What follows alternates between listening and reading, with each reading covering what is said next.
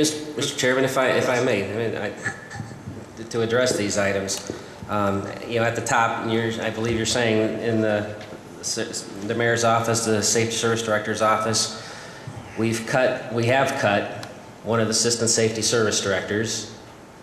Who was that? Mr. Ogle's position. He retired. You didn't cut him.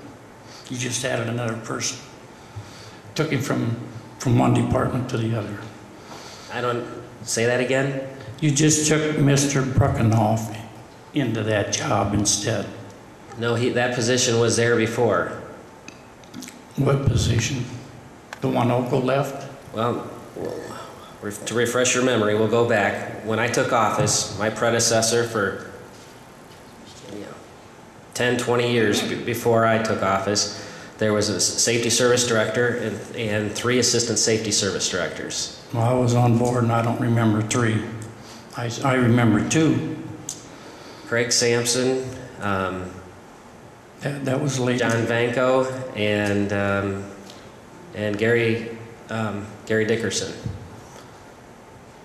Who ran the garage?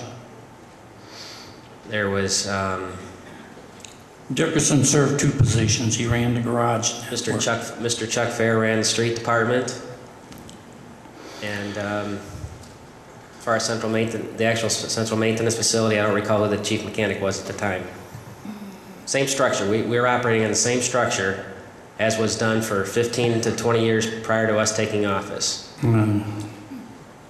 I disagree with you, but I guess that's if you check the records, couldn't be more clear. Could not be more clear. There's numerous places for you to determine that. The street department, we've cut people, temporary and everything, we cut them, and we filled the job from a person from over in Rex, which was good over there because of the trees and that. We put him a superintendent over in the street department, which has been left open for over a year, and it could have stayed open personally. And there's a move that could have been saving a person as well, or the money. So, there's a lot of movement going on that we hear about after the fact. But as I said, we're cutting too much in the wrong place, the safety forces. It's that simple. I'll finish summarizing. We're down one of the assistant service directors.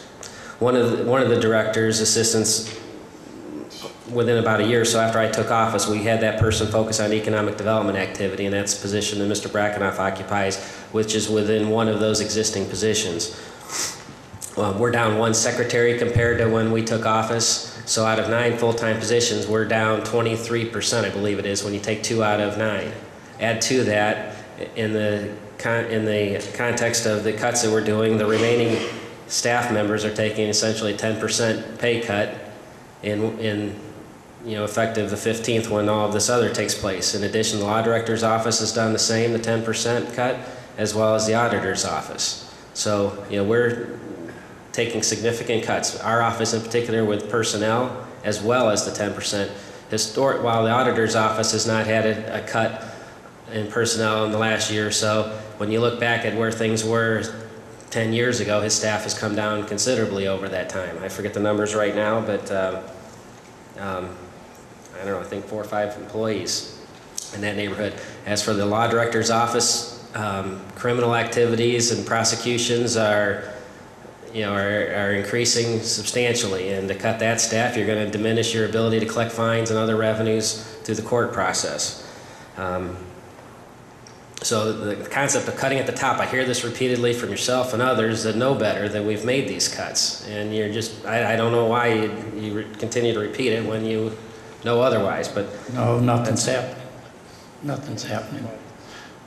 You've given up a day that's equal to, I understand they're giving up not 10% money-wise. Yes, they're just taking the day money-wise. off. Day off of a month, a pay period equals 10%. Okay, so we know your people did that. Have that been offered to ask me or anybody else? It's been offered to all the bargaining units. Well, somebody, I guess I'll have to get you together with them. I want to hear them both say that, because it isn't being said that. To their knowledge, they have not been offered this stuff. You won't, I mean, it's offered, here, take this. There's no guarantee of no kind though, like how long, is it gonna be a year? If it has to go on, then you show them the records and show you still need it, so it might have to be extended, so on and so forth. Well, no guarantee, I mean, you know, that's just like buying a car. I'm not gonna buy one if I don't have a guarantee. So why isn't there guarantees being made? Because to get this through, to get them to accept it. the type of guarantees that you might be suggesting, we cannot make. No, We you cannot- can't do that right here we're doing either, because it's gonna go down. That's right. You know it and I know it. It's So there's more gonna be likely to more go down, involved. right. So the Okay. ability to make promises that if employees take a percentage cut across the board that will guarantee no layoffs, we can't make such a commitment, can't do it. That, I'm not saying to guarantee there won't be future layoffs. What kind But of there wouldn't guarantee are be you any suggesting? layoffs. Did you tell your people that when you let them go? I mean, when you cut them? No, Right. they agreed to it. And this can be agreed to too by these people.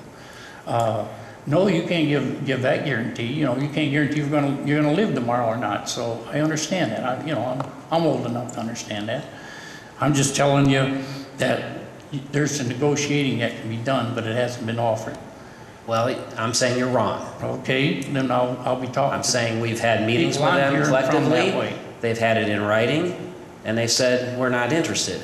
Now, we've had a couple of the groups come forward. Fire has come forward. We're having ongoing discussions as late as 4 o'clock this afternoon. Oh, Will be well, that's- continued tomorrow. That's good news. AFSCME has asked for additional discussion in the next couple of days as well. So we've had these discussions, had many discussions, and they've not been willing to accept them.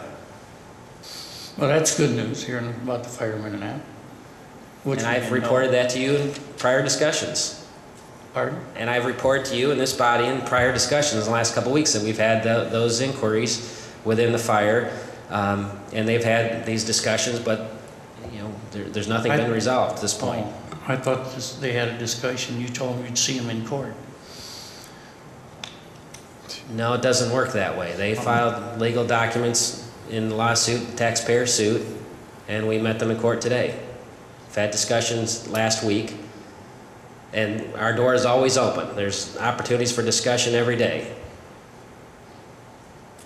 Okay, either way, you're cutting the police too far, too much. Welcome to hear Gotta others. be another way, we alternates. gotta find some other way. That's all all I'm hearing is the fire and the policemen. Parks and building They're just department too and engineering, you can go right down the every department. Well, you've got a lot of volunteer people starting to get together on the parks and that, because churches are even, in my bulletin I read where they're having a meeting and churches are gonna get together, and see if they can use their facilities and whatever to keep things going in that regards. And you can use volunteer help like that. But you're not violating any There are contract. there are So that's good. limitations. Community's getting involved in a rec part of it, I mean, and that's good. They should be. Okay, continue, please. Thank you. Thank you. Mr. Eichenlaub? Thank you, Mr. Chairman. The next account up is communications. The communications department actually is paid by a couple different, this is their general fund account. It's just a small portion of what they do, but they care for our radio and communication systems for police, fire, and all the other city vehicles.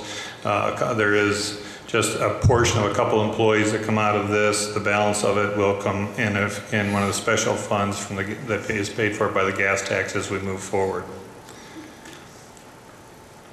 Questions? Through you, Mr. Chairman. Yes. I had two things on this one. First of all, what about Larry Sherman's payoff for his retirement? He hasn't put us on notice he's retiring. Okay, so we don't have anything included there for that because No. we have no official notification. And then second, I know you've got traffic signals and traffic lights kind of work hand in hand here. I thought that we were reducing this one $49,000 and moving a salary to traffic lights. Did that not happen? I'm trying to recall the discussion we had back then.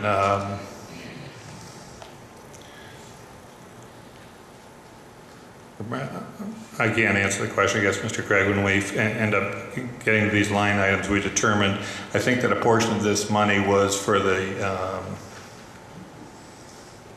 I don't want to speak wrong here.